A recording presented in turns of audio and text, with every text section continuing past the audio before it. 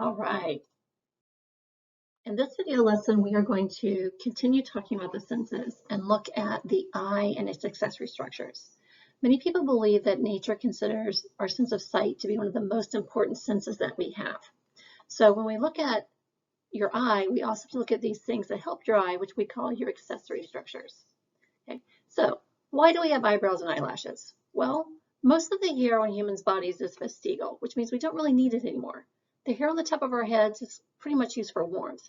In the case of hair in our other animals, it's used for warmth and camouflage. Well, we don't really have to camouflage ourselves anymore, and we can get our warmth from clothes.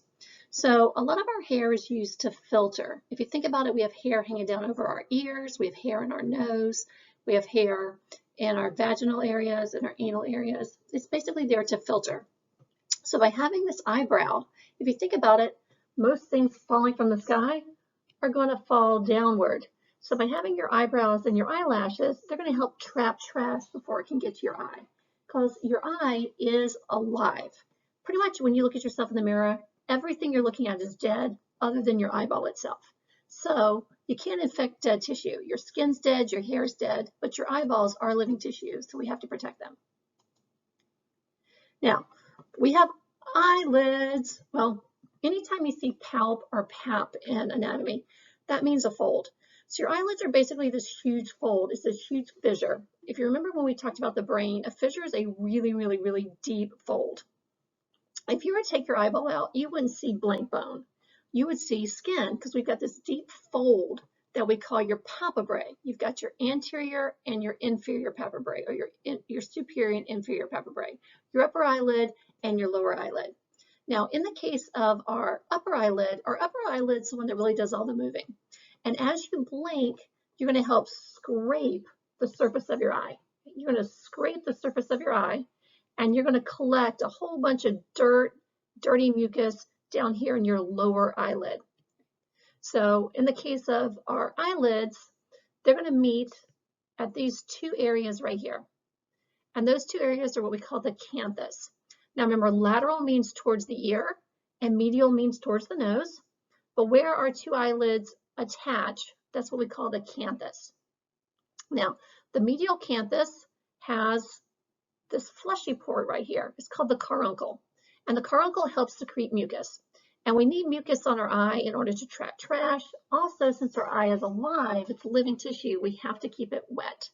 So every time you blink, your upper eyelid scrapes your eye and pushes all that dirty mucus down here into your lower eyelid. That's why your lower eyelid tilts inward, because you have an opening right here, which is your lacrimal canal, and that's kind of like a drainage duct. So all that dirty water and mucus will drain down your lacrimal canal into your nose. That's why when you cry, your nose runs, because all that extra water is dumping down into your sinuses.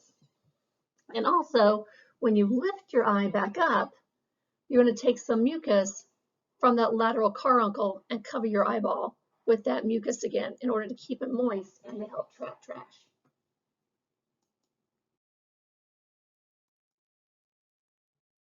So speaking of that lacrimal term, we have what we call the lacrimal apparatus. And this consists of your lacrimal gland. Your lacrimal gland is your tear gland. And for some reason, people think that your tear duct is the lacrimal canal. Your tear gland is actually found in your upper eyelid. So when you blink, you squeeze that tear gland, and that helps secrete water that will flow over your eye. That's going to keep your eye moist, it's going to keep it from cracking, and at the same time, it's going to help wash things out from your eye. And then, like I mentioned, that little opening we have towards our nose is called the lacrimal duct that leads to your lacrimal canal, and that is a drainage tube, just like you have drains in your sink and drains in your showers. This is where all that stuff drains down, and it enters your sinuses, and then it goes from your nose into your mouth, and then you swallow it. Tears do contain enzymes called lysozymes, which help us break down bacteria. And we also have what's called the conjunctiva. And remember, if I talk too fast, you can pause at any point in time in order to get what you need to go along with this. But we have what's called the conjunctiva, and the conjunctiva is a membrane on the inside of your eye. It lines your eyelids and the white portion of your eye. Some of you might have heard of conjunctivitis. Conjunctivitis is also called pink eye, It's where this membrane gets swollen, it gets infected, and we send a whole bunch of blood to infected areas, hence why we have the term pink eye. And if you have the anatomy coloring book from Capit, I have the one with the skull on it, you can see these, what we're talking about on page 95. Page 95 talks about the lacrimal gland, the lacrimal duct, it talks about the conjunctiva, all that stuff. And our conjunctiva also secretes mucus, and again, that's going to help trap dirt, it's going to help keep the eyelid from sticking to the eyeball, it's basically going to help us protect our eye. Now, we also have what we call extrinsic eye muscles. Remember, extrinsic means on the inside. When we talk about our eyes, we have extrinsic eye muscles and we have intrinsic eye muscles. Your extrinsic eye muscles are there to help you move your eye. So remember, a lot of people believe that nature thinks that our sense of sight is the most important vision or most important sense that we have. That's why we have so many cranial nerves that deal with eye movement. We actually have 6 muscles that control the movement of our eyes. You know, you can look up, you can look down, you can look side to side, you can roll your eyes. This is what all these muscles are referring to. Now, if you think of a north, south, east, west direction, these are what we call your rectus muscles. So you think of this as being at the north, the south, and depending on the eye, these will be on the sides, like the east and the west. But your rectus muscles are these simple muscles that are going to allow our eyes to do unilateral movement. For example, the superior rectus muscle is this one right here. Okay. This would be our lateral rectus or our medial rectus, just depending on, am I looking at my right eye or am I looking at my left eye? And then down here I have the inferior rectus. In the case of your lateral rectus, that one allows you to move your eye towards the side. So like if you're trying to look towards your ear.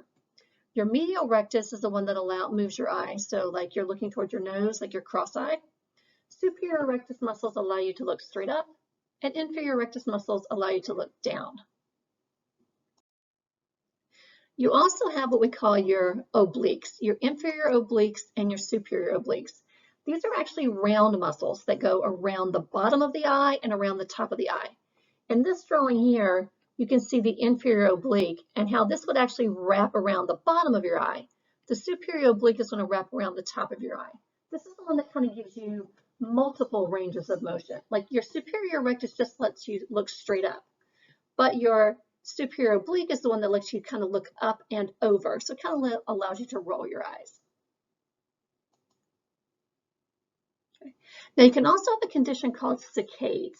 Now, these are skeletal muscles, and as you get older, you know your muscles don't work quite as well. So what can actually happen is what we call bouncing vision. In the case of saccades, over time, one muscle will get more tired than the other muscle. So for example, let's say the medial rectus muscle here is weaker than the lateral rectus muscle. Well, that's going to cause the lateral rectus muscle to try to pull your eye towards your ear. Where your medial rectus goes, oh, no, no, no, no, no, no, I'm not playing that. And so your medial rectus will try to pull your eye back so you're looking straight forward. Well, that can cause the fluid inside of your eyes to vibrate, which will cause your lens to vibrate, which can cause you to get like this jumpy vision. If you were to look at that person, you would not see their eyeballs moving, but they would say that the vision is jumping. It's not blurry, it's not out of focus. It's just that because of this like internal tug and pull, tug of war between these two muscles, you can get the fluid inside the eye vibrating, which can affect the lens and can cause you to have kind of like this jumping vision. Now let's look at the eye itself. Okay? We actually take your eye and divide it up into different parts. Okay? But when we look at the eye itself can be peeled like an onion. It actually has 3 layers of tissues, and we're going to look at all 3 layers. Okay? But we can also take the eyeball and divide it up into 3 sections. Okay? And the lens is one of the dividing parts. So if you are in front of the lens, you're what we call the anterior segment. And if you're behind the lens, you're what we call the posterior segment. Now the front of the eye is the cornea. The cornea is this curved portion right here. Okay? It is transparent so that light is allowed to pass back and forth, or is allowed to pass into your eye. And in the case of your anterior segment actually has water in it. It has a type of lymph in it. And this is what's called your aqueous humor. Now, the lymph does circulate. That's why sometimes you might have floaters, because you might have something inside the lymph, like a protein strand or something of sugar. And as that little protein strand floats, it can cast a shadow on the back portion of your eye. So hence you get those little floater things. But your aqueous humor does circulate. It is a type of lymph. Now, like all lymph, it should drain. It should actually drain down here at the bottom. Okay. But if for some reason it's not draining the way it's supposed to, that can cause aqueous humor to build up inside of this anterior segment. Okay. That will put pressure on the lens and push the lens backwards, which will then put pressure on this jelly that we have in the posterior segment. That's called the vitreous humor. And that jelly can apply pressure to the back of your eyeball, which is where most of your nerves are found, and it can actually cause nerve damage. And that's what glaucoma is. Glaucomas might be something you've heard of, but that's what we also call intraocular pressure. And if there's too much aqueous humor due to a blockage, then that's going to it's going to push everything backwards, and it can actually push up against the nerves in the back of your eye and cause blindness and other type of nerve damage. So when we look at the different layers of the eyes, if you were to hold an eyeball in your hand, the first layer you're touching is called the fibrous tunic. Now immediately when you see fibers, that lets you know, okay, collagen fibers, really, really, really strong fibers. Because your eyeball, even if you were to take your eyeball out of your eye, it still kind of stays pretty round. And in all honesty, it's really hard to damage our eye.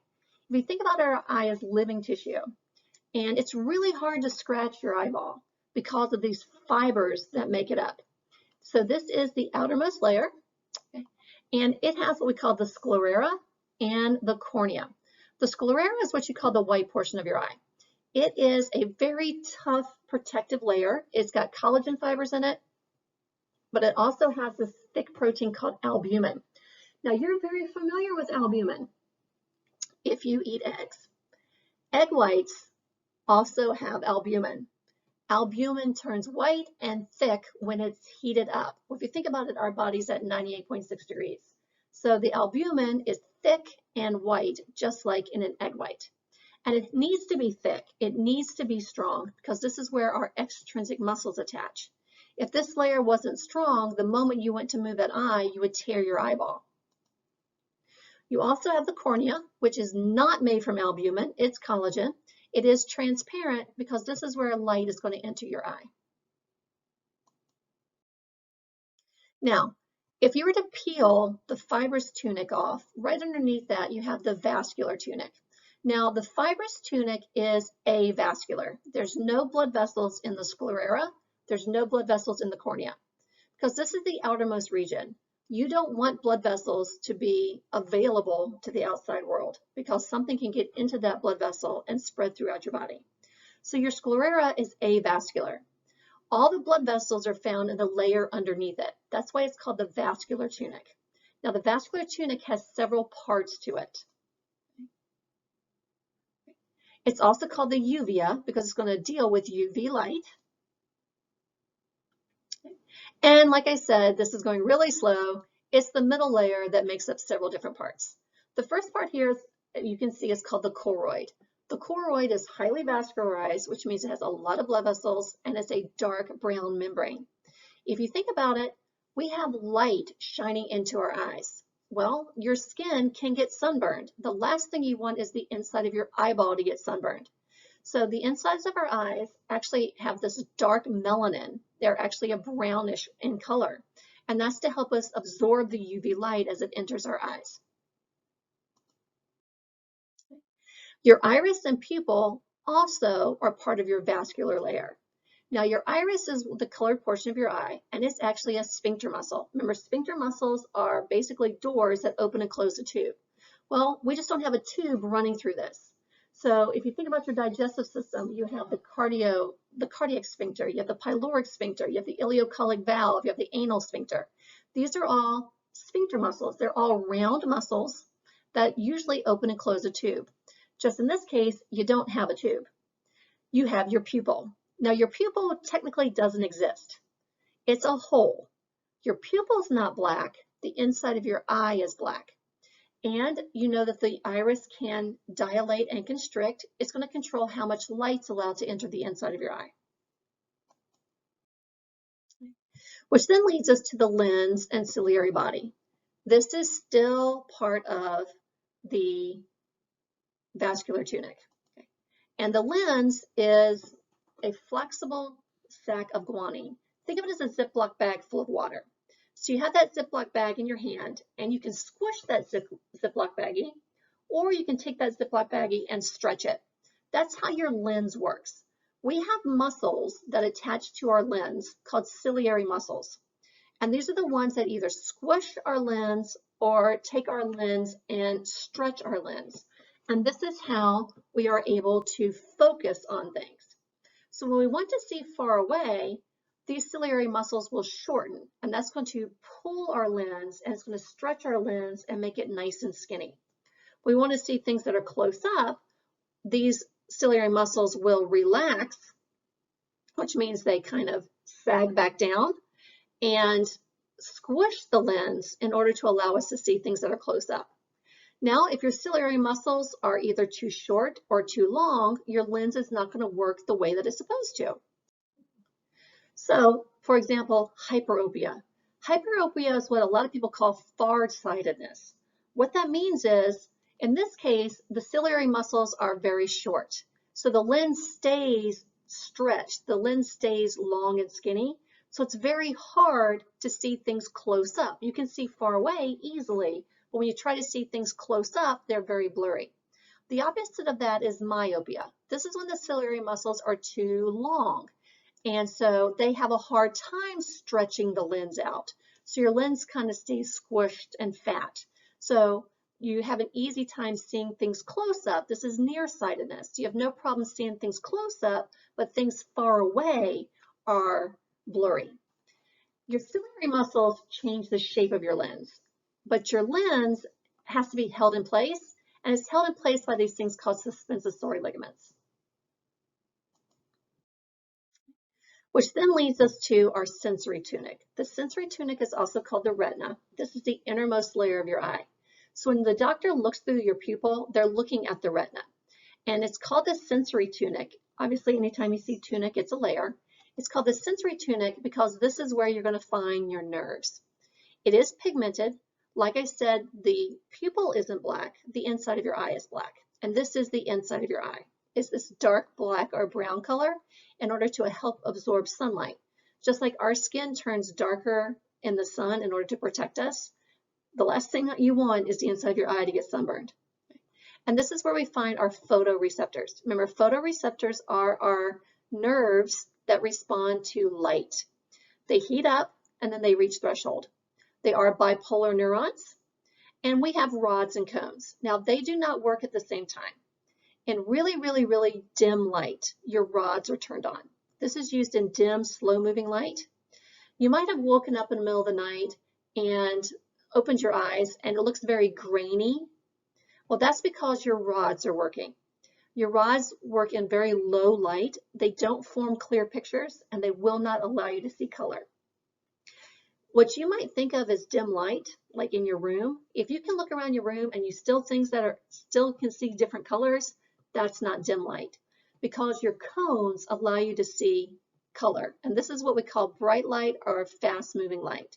So they do not work at the same time. This is why if you walk from a dark room into a bright room, you're temporarily blinded, because you have to wait for your rods to turn off and your cones to turn on, or vice versa if you go from bright to dark.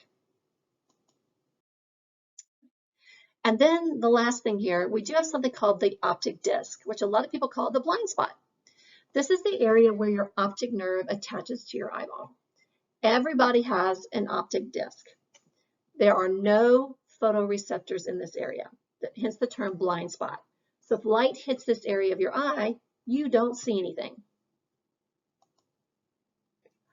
Around that, we have what we call the fovea centralis, or the center focus. This is where we find just cones.